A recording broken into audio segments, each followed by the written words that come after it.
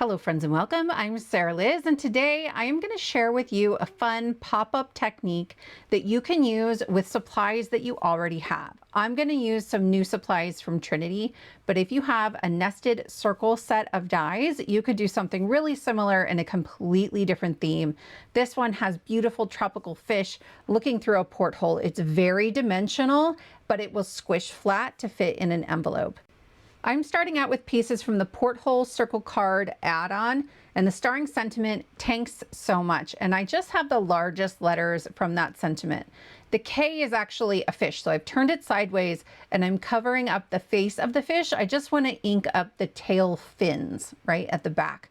So I am coming up from the bottom of the letters or from the beginning of the fins and adding just a little bit of blue ink. To hold everything in place, I'm using my Clingy Craftmate. It's a giant photopolymer mat, and there's a little black backer piece that comes with it. I just clipped the corners, so my corners are stuck to my glass mat, but the rest of it is not, and that just makes it easier to pick up and put away when I'm not using it. I'm inking from the bottom of each of those little plants. And then this one, I think, is a piece of coral. So I used a marker to add some little dots for texture, and then I inked up from the bottom. For one final accent, I am coming up from the bottoms of each of these plants, and I am just adding a little line that follows the curve of the plant itself as a little bit of an accent. I'm really only inking up the sentiment and then the plants that are in the front. I'm not going to add ink to the fish. There's a lot going on this card, and I didn't think they needed it. So this is just a way that you can step things up, but you could also skip this. Just some die cut pieces would also be beautiful.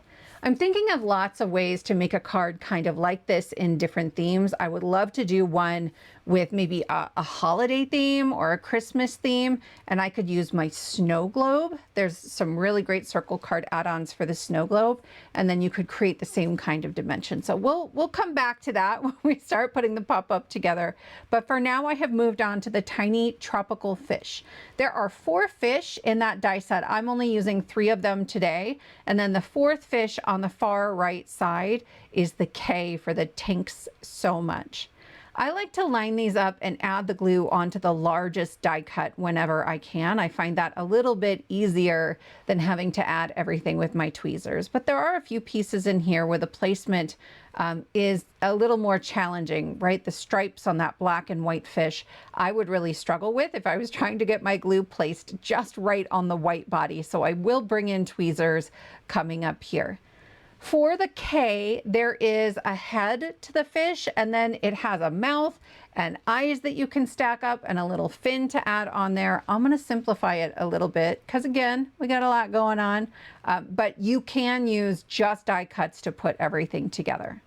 So here I'll add glue onto those little stripes. If you wanted to, you could tap off the excess glue on a piece of scratch paper just to make sure it didn't ooze out, but I wasn't super worried about it.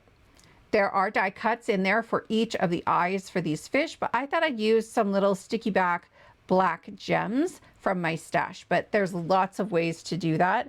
This just felt easiest when I'm putting tons of little pieces together already. Instead of using the die cut mouth because I lost it, I'm just coming in with a little pen and adding a tiny smile on there, and then I will add glue using the pokey end of my pickup tool to add the fin because it's very small and I didn't want the glue to ooze out a whole bunch. But that's my tropical fish with one final fin added to complete the whole set. This card felt a little bit like cooking, right? Like getting all your mise en place in place before you actually begin turning on the heat. So I'm going to go ahead and assemble my sentiment that's going to go on the inside of my card. I don't have one on the outside. And you know what? That's okay. Sometimes I feel like I'm supposed to find something that fits, but I don't want to cover up the really great elements of my card. So this will work just fine for me. The so much is pretty thin and delicate, so I have a little squiggle of glue on my mat off to the side, and I will use my tweezers and just tap the letters into that glue, picking up whatever I need and then placing them onto the shadow, and it's really quick and easy. For the very back of our aquarium, I have a 4¼ inch circle and the Good Morning Sunshine stencils. These are huge. You can use them for 5x7 cards, A2 cards, everything. It's so great. And I've just kind of centered that on my circle, and I'm coming in with some blue ink, and I want that feeling of brushstroke. So I'm very specifically going from top to bottom and swooping down. And I do have just a little bit of a brushstroke effect. I'm going to check and see how dark it is, and I like that. So then I'll bring in a dry rag to wipe off the blue ink, and I'm going to go right over the exact same spaces with some white shimmer ink. Again, I'm using sort of a brush stroke motion. I don't need this to completely cover everything. I just want some shine, that feeling of like the sun poking through the water and leaving little beams of sunlight running through it. So I'm going to peel my stencil up carefully, and then I will place the second one on top. Then I will do the same thing with the next stencil. So I'm using that brush stroke motion again, and then I will bring in my rag and just gently wipe away the ink that is sitting on top. I don't really want to move the stencil and have to line it back up again. Then I'll come in with my white shimmer ink and just add that little bit of shine. If you don't have white shimmer ink, you could use a glitter spray or some white pigment ink, anything that will just add to the sort of light, bright feeling of the sun coming through the water. And then that's it. I have this beautiful background, and when I turn it in the light, you can see that great shimmer. To put my porthole together, I have cut a 4¼ inch circle out of acetate, and then I've cut the porthole a number of times. So here I have just a piece cut out of some gray cardstock, and I'm going to glue that to my acetate. This is the back of that front piece of our porthole. That's the only place where I'm using a solid piece of acetate. Then on the back, I'm going to go ahead and also glue in the second piece. There's like an inner ring that goes right along with this. I'm only putting that inner ring on the front one. It leaves me a little bit more room to decorate, and no one's going to notice as you're looking through this little window that I left that piece off of our middle layer. Before we add the front layer of the porthole, I want to add my decorations so they look like they're coming up from the bottom. So I'm just arranging my little plants and fronds, and then I'm going to add them on with some glue. Because of the way we're assembling this, you aren't really going to see the back of these unless you really maneuver and are looking for it. So I'm going to just put them on the front. I am not putting them on the inside. But if you wanted your porthole to be like a peekaboo window in a 5x7 card or something like that, you might choose to add matching die cuts to the back just so people don't see the glue. Or you could use Rip and Stick sheet, a double-sided adhesive sheet on the back. It looks a little tidier than adding glue. A lot of times I will tap off excess glue when I'm gluing onto acetate, but I was feeling brave today. I didn't do that very often. I will take my pokey tool in there and just remove or gently scrape away a little bit of glue that is peeking out. I cut the front cover porthole twice, one out of a metallic cardstock and one out of gray cardstock, because when you add glue behind a metallic, a lot of times the glue lines will show, and this is going to keep that from happening. I'm also going around the edges with an anti-static powder bag just to keep it from feeling sticky. It wasn't too bad, but sometimes I'll notice it and it really bothers me. You could skip that step if you want. I added glue onto the back of this shiny, beautiful porthole cover, and I let it sit for a minute to start to get tacky before I added it onto the acetate. It reduces the likelihood of that glue oozing out. Then I'm going to add 2 layers to the inner circle for our porthole as well. I am just using wet glue, even though this one is metallic. Because it's so thin, I don't notice it as much. The larger one has empty flat areas that I thought would be really visible. Then I'll add 1 more bead of glue all the way around the outside edge, and we'll lay this onto the inner circle once it has a chance to start to dry and get a little bit tackier. Then my plants are going to poke up from the front. Remember, when we were ink blending and things like that, I paid the most attention to these 3 pieces because they're the ones that you see first.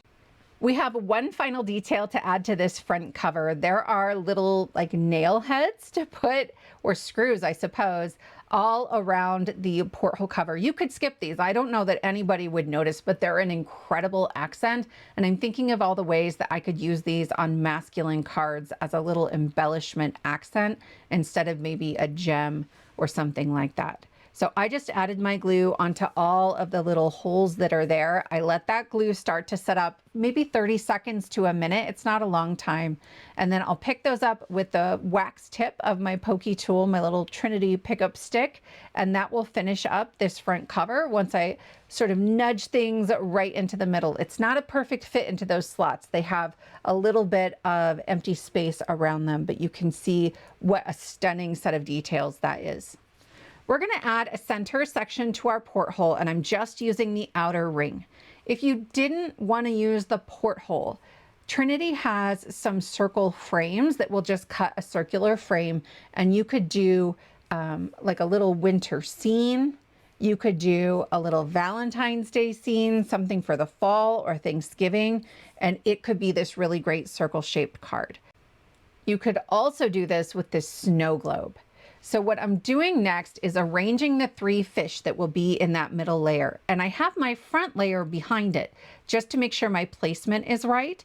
And then I'm gonna add a 3/8 inch strip of heavyweight acetate onto each of those fish. And they're gonna stick out from the sides of the porthole. They wiggle just a little bit when you shake the card.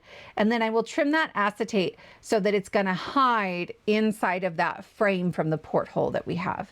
So I'll add more double-sided adhesive onto the very end of that acetate, and I will adhere that to our frame. I'm going to do the same thing with the other 2 fish. I like a combination of wet glue and dry adhesive here. I get instant hold from the dry adhesive, but I find that wet glue holds up better over time. So it's a little bit of both, especially where I have cardstock touching cardstock. It's just that insurance policy I really like. When I'm gonna go all out and make a super stepped up card, I wanna make sure that when it gets passed around to my family through the hands of many, many children, that it's gonna survive the experience and live to sit on display for a long, long time. So I'm just finishing up our 3rd fish here, and I'm going to be extra careful. There's a very delicate piece of fin. I want to make sure that that's going to be adhered nicely to the back layer of the fish as well, so it's a little bit sturdier. It is enclosed inside of the porthole. There shouldn't be like hands touching that piece, but I still get pretty cautious when there are delicate pieces. So I will trim this just a little bit shorter, and I'm using a little bit of dry adhesive to stick this to the porthole. And then I'm going to add another layer of dry adhesive on top of each of those acetate strips, just where they're connecting to that gray cardstock. Then I can remove that backing paper and add a little bit of wet glue all over the whole thing. It looks like a lot of glue, but it's not. It's just a really thin layer that I've been careful to try to get all the way to the outside and inside edge of this frame. And then I'll use my fingers to sandwich those together and make sure they're lined up just perfectly. Next, we'll make our pop-up mechanism. It's 2 inches wide, and I'm going to score at 1 3/4 inch, 1 1/2 inches, and 1 1/4 inches. Then I will rotate and do the same thing. 1 3/4, 1 1/2, and 1 1/4. You could do this on the far left-hand side, but I'm right-handed, so it's easier to kind of do it further out towards the edge. That strip is longer than I needed. I think it was about 4 1/2 inches long, but once I get the score lines in there, I'm gonna cut this into 3/8 inch strips, somewhere a little smaller than 1/2 inch, whatever is gonna fit behind your circle frame. Next, I need to fold these pieces. So I'm going to start with a mountain fold, then a valley, and then a mountain. So it's an accordion that makes an M on either side. So the flaps are hanging towards the middle, and it looks like this little spring. So I have 8 of these all together. I want 4 of them for each layer of our porthole, just to keep it really sturdy. You could try 2, but at 4 1/4 inches, that frame is a little unsteady, I think, with just 2.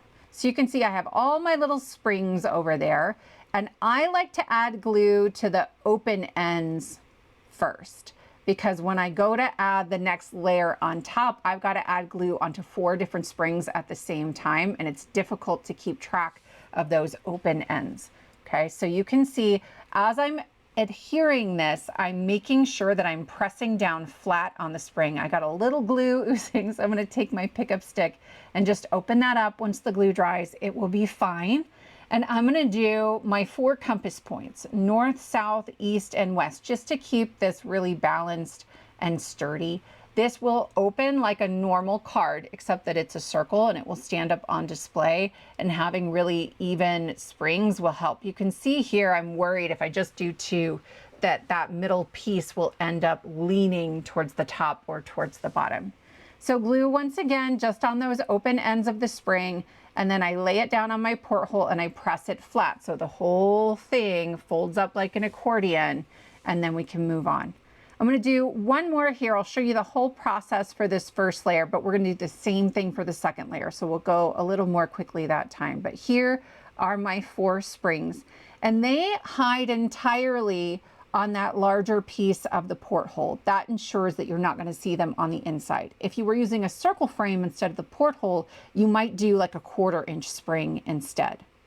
So I'm lining this up. We're looking at the back of that front panel with the shiny porthole pieces. I'm adding glue, and I am just removing any excess glue with my finger and smoothing it out so I don't get any oozing or a big mess.